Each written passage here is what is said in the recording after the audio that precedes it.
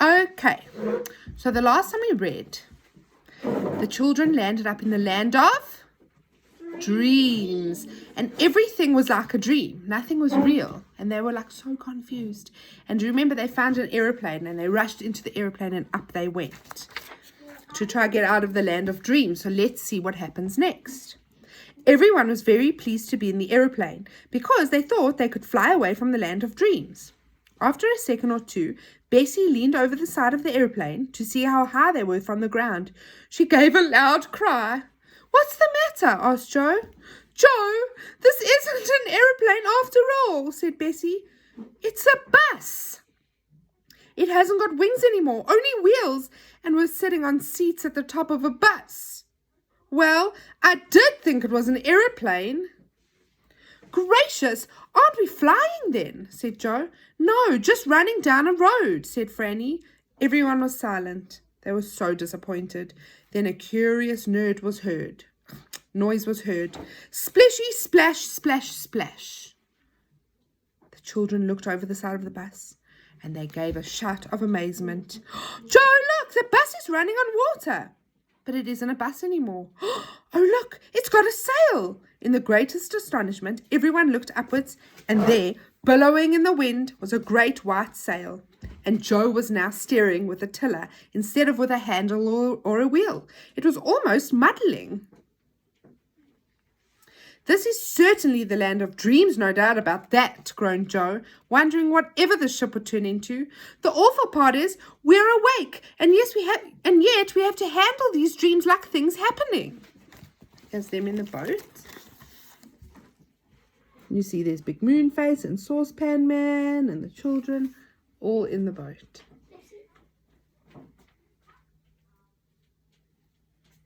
Right.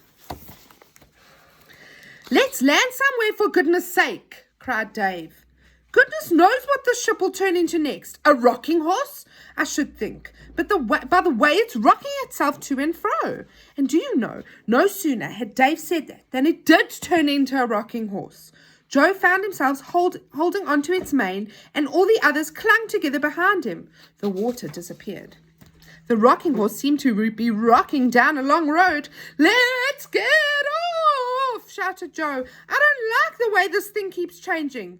"Slip off, Moonface, and help the others down."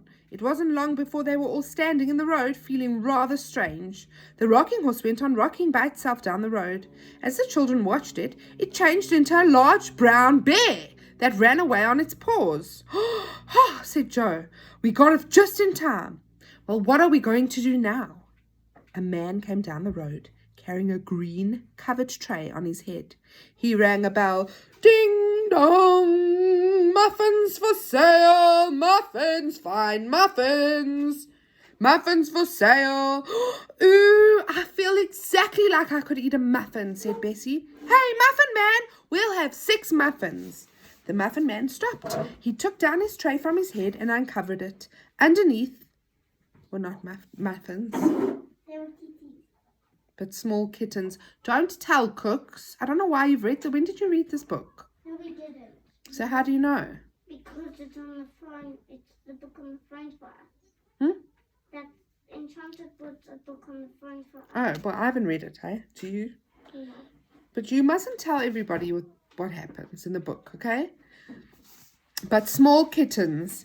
The Muffin Man seemed to think they were muffins. He handed out each one to the surprised children, and one to Moonface and Saucepan. Then he covered up his tray and went down the road ringing his bell.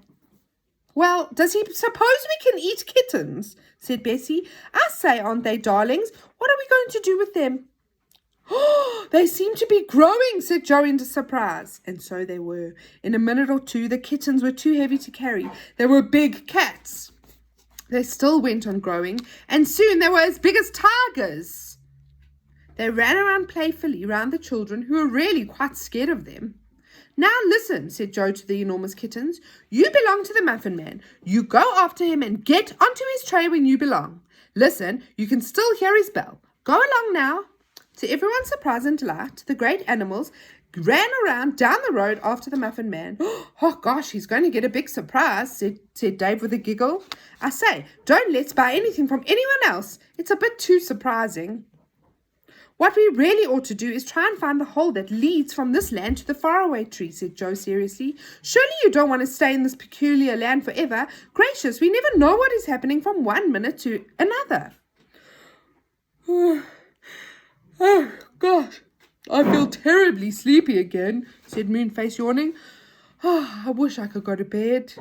Now, as he said that, there came a clippity-cloppity noise behind them. They all turned around, and to their amazement, saw a big white bed following them, tippeting along on 4 fat legs, Gracie. Golly, said Dave, stopping in surprise. Look at that bed. Where did it come from? The bed stopped just by them. Moonface yawned. I'd like to cuddle down in you and go to sleep, he said to the bed. The bed creaked as if it was pleased. Moonface climbed onto it. It was soft and cozy.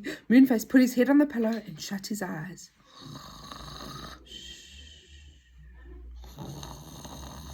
He began to snore very gently. This made everyone else feel dreadfully tired and sleepy too. One by one, they climbed into the big bed and lay down snuggled together. The bed creaked in a very pleased way. Then it went on its way again, clippity-clopping on its 4 fat legs, taking the 6 sleepers with it. Now, what had happened to Silky?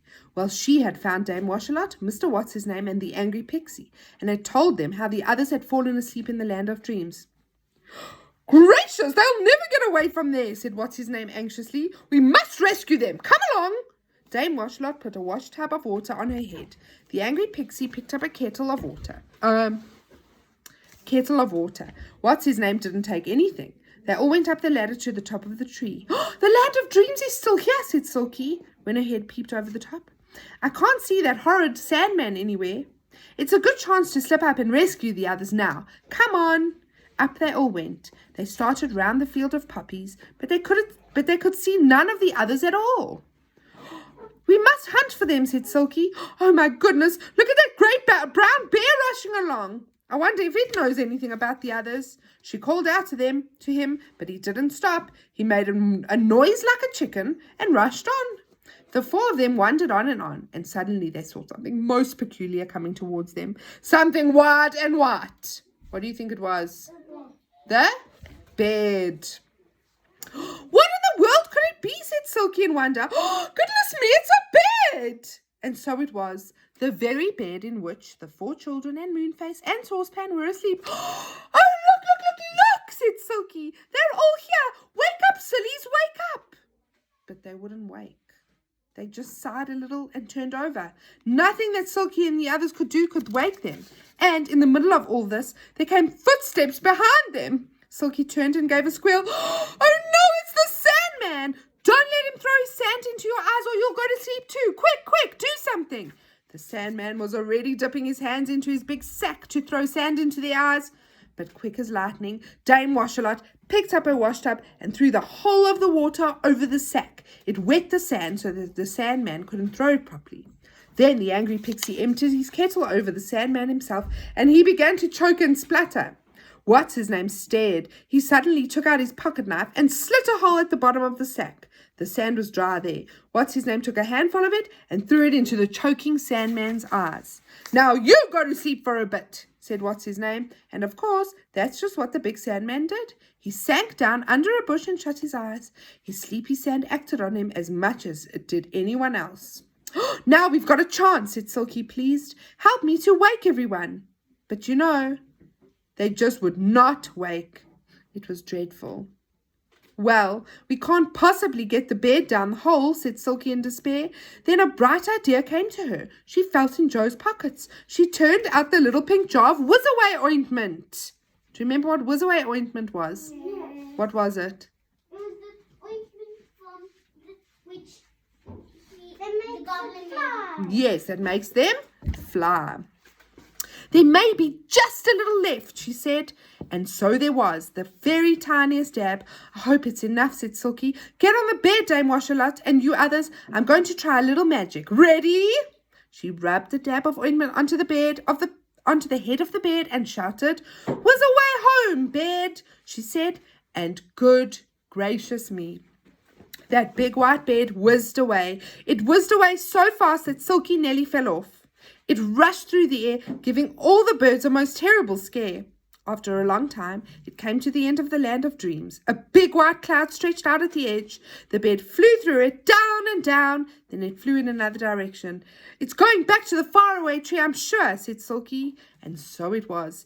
It arrived there and it tried to get through the branches. It stuck on one and slid sideways. Everyone began to slide off. Wake up! Wake up! Squealed Silky, banging the children Moonface and Saucepan. They woke up in a hurry, for they were no longer in dreamland. They felt themselves falling and caught hold of branches and twigs. Where are we? Shouted Dave. What has happened? Oh, goodness, too many things to tell you all at once, said Silky. Is everyone safe? Then, for goodness sake, come into my house and sit down for a bit. Whew, I feel very out of breath. Right, guys. So, that's the end of the story for today. We'll have to see what happens tomorrow. Bye, guys.